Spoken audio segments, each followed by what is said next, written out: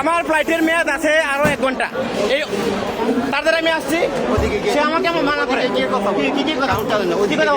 1 ঘন্টা আছে আমার সময়, সে আমাকে বলতেছে না না। হ্যালো স্যার, অফিসার আসেন, এদিকে আসেন না।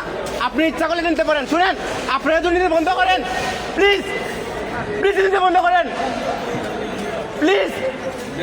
একটা প্রবাসীর পুরো লাইফ এটা জানেন আপনারা, জানেন পুরো লাইফ একটা প্রবাসীর সময় আছে আর 1 ঘন্টা। আপনারা কেন আমার মান নেবেন না? কেন মান নেবেন না? এটা এই জন্য আমরা দেশ স্বাধীন করছি নাকি? হ্যাঁ, এই জন্য কি আমরা দেশ স্বাধীন করছি? দেখেন 1 ঘন্টা সময় আছে, 1 ঘন্টার সময় সে আমার মাল নিতেছে না। এই যে অফিসারটা আছে না, এই অফিসার আমাকে বলতেছে ওপরে যাও। আমি পরে গেছি, যাওয়ার পর আমাকে বলতেছে অন্য ফ্লাইট দিবে 30,000 টাকা দেওয়ার জন্য। এটা কি রে ভাই? এটা কি মকের মূল্য নাকি এটা? হ্যাঁ, এটা মকের মূল্য নাকি এটা?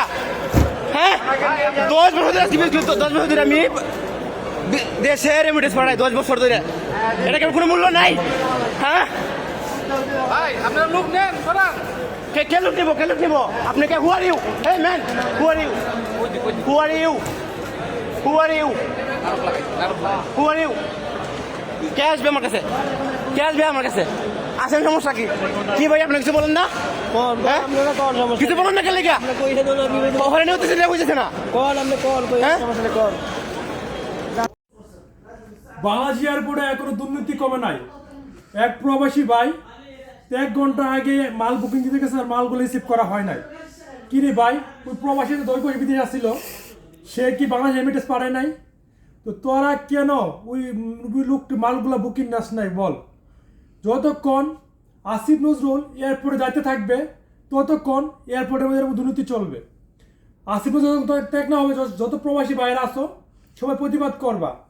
আর ভিডিও যত প্রবাসী বাইরে দেখতেছো এটা প্রচুর পরিমাণে শেয়ার করবা, যাতে সবাই দেখতে পারে। আমার একই কথা, যতক্ষণ আসিফ নজরুল পদত্যাগ না করবো ততক্ষণ প্রবাসী বাইরা বাংলাদেশেও একটা রেমিটেন্স পাঠাবো না।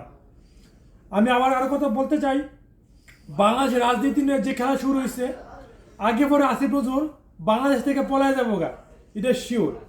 এর আগেই আসিফ নজরুল 1 বছরে এয়ারপোর্টে কী কাজ করছে, কী উন্নত করছে, সব হিসাব প্রবাসী ভাই এবং বাংলাদেশের যে সরকার আসবে তাকে সে দিয়ে যেতে হবে।